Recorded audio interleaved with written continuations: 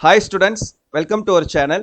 So 12th Economics Public Exam 2025 கான இம்பார்ட்டன்டான 5 mark questions, confirmed 5 mark questions. இதில் நான் சொல்லக்கூடிய 5 மார்க் கொஸ்டின்ஸ் நீங்கள் படிச்சிங்கனாலே போதும்.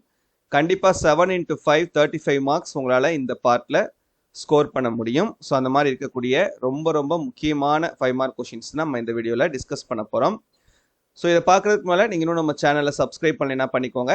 மறக்காமல் இந்த வீடியோக்கும் லைக் பண்ணிவிட்டு வாட்ஸ்அப் சேனலில் ஜாயின் பண்ணிக்கிறங்க. லிங்க் இந்த வீடியோடைய டிஸ்கிரிப்ஷனில் கொடுத்துருக்கேன். ஓகேவா? ஸோ தமிழ் மீடியமுக்கும் கொடுத்துருக்கேன், இங்கிலீஷ் மீடியமுக்கும் கொடுத்துருக்கேன்ப்பா. இதில் நம்ம சொல்லக்கூடிய கொஷின்ஸை ஒன்று கூட ஒமிட் பண்ணிடாதீங்க, எல்லாத்தையும் படிங்க. கண்டிப்பாக நீங்கள் 7 into 5 35 மார்க்ஸ் வந்து ஸ்கோர் பண்ணலாம். சரியா? ஓகே, சாப்டர் 1ல் பாருங்கள். Discuss the scope of macro economics. பேரின பொருளியலின் பரப்பெல்லையை விவரி. Compare the features among capitalism, secularism, mixedism. முதலாளித்துவ, சமத்துவ, கலப்புத்துவம் இவற்றின் தன்மைகளை ஒப்பிடுக. Explain the circular flow of income in a 4-sector economy. 4 துறை பொருளாதாரத்தின் வருவாயின் வட்ட ஓட்டம் பற்றி விளக்குக. Explain the circular flow of income in a 3-sector economy. 3 துறை பொருளாதாரத்தின் வருவாயின் வட்ட ஓட்டம் பற்றி விளக்குக. இந்த 4 question chapter 1. Chapter 2. What are the difficulties involved in the measurement of national income? தேசிய வருவாய் கணக்கீட்டில் உள்ள சிரமங்கள் யாவை? Discuss the various methods of estimating the national income of a country. தேசிய வருவாயை கணக்கிடும் முறைகளை விளக்குக. Explain the importance of national income. தேசிய வருவாயின் முக்கியத்துவத்தை விவரி.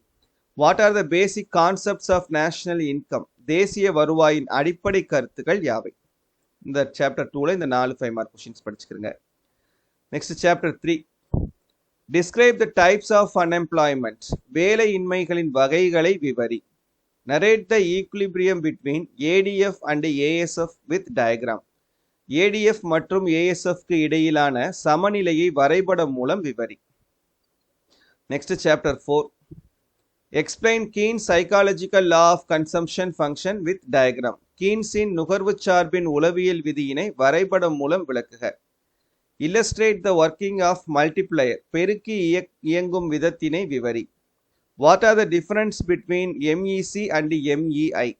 மூலதனத்தின் இறுதிநிலை உற்பத்தி திறனுக்கும் முதலீட்டின் இறுதிநிலை உற்பத்தி திறனுக்கும் உள்ள வேறுபாடுகள் யாவை? Explain the operation of the accelerator. முடுக்கி இயங்கும் விதத்தினை விவரி. சாப்டர் 4ல இந்த 4-5 mark questions. Next chapter 5. Illustrate Fisher's quantity theory of money. Irving ஃபிஷரின் பண அளவு கோட்பாட்டினை விளக்குக. அப்புறம் explain the functions of money. பணத்தின் கொள்கைகளை விவரி. Describe the phases of trade cycle. வணிகச் சுழற்சியின் பல்வேறு கட்டங்களை விவரி. சாப்டர் 6ல Explain the role of commercial bank in economic development. நாட்டின் பொருளாதார மேம்பாட்டில் வணிக வங்கிகளின் பங்கினை விளக்குக. Describe the functions of Reserve Bank of India. இந்திய ரிசர்வ் வங்கியின் பணிகளை விவரி. What are the objectives of monetary policy? Explain. பணவியல் கொள்கையின் நோக்கங்கள் யாவை விளக்குக. Chapter 7. Explain briefly the comparative cost theory. ஒப்புமை செலவு கோட்பாட்டினை விவரி. Discuss the modern theory of international trade. புதிய பன்னாட்டு வணிக கோட்பாட்டினை விவாதிக்கவும். How is the rate of exchange determined? Illustrate. பண மாற்று வீதம் எவ்வாறு 2 முறைகளில் நிர்ணயம் ஆகிறது? Explain the types of trade given by Wiener. Jacob வைனரால் வடிவமைக்கப்பட்ட வாணிப வீத வகைகளை விவரி. Discuss the difference between internal and international trade. உள்நாட்டு வாணிகத்துக்கும் பன்னாட்டு வாணிகத்துக்கும் உள்ள வேறுபாடு என்ன? Chapter 8. Bring out the functions of World Bank. உலக வங்கியின் பணிகளை விளக்குக. Write a note on SAARC BRICS. குறிப்பு எழுதுக. SAARC BRICS. Explain the objectives of IMF. பன்னாட்டு பண நிதியத்தின் நோக்கங்கள் யாவை? Chapter 9. Explain the scope of public finance. Explain the பொது நிதியின் எல்லைகளை எழுதுக. Explain the methods of debt redemption. கடன் திரும்ப செலுத்தும் முறைகளை விளக்குக.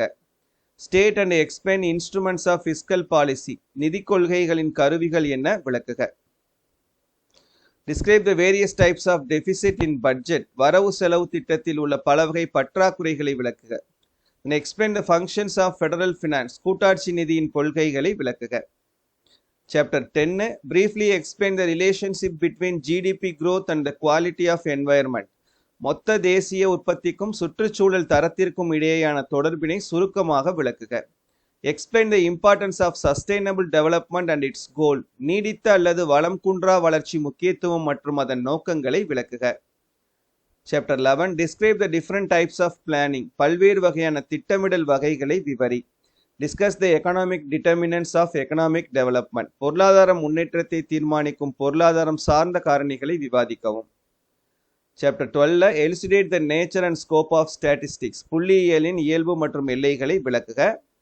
அப்புறம் இந்த 2 ப்ராப்ளம் சரியா. 40 கொஷின்ஸ். இந்த 40 கொஷின்ஸ் நீங்கள் தரோவாக இருந்தீங்கன்னா கண்டிப்பாக 7 into 5 35 மார்க்ஸ் ஸ்கோர் பண்ணலாம். மறக்காமல் இந்த வீடியோ உங்கள் ஃப்ரெண்ட்ஸ்க்கும் ஷேர் பண்ணி நம்ம சேனலுக்கு சப்போர்ட் பண்ணுங்கள். தேங்க்யூ.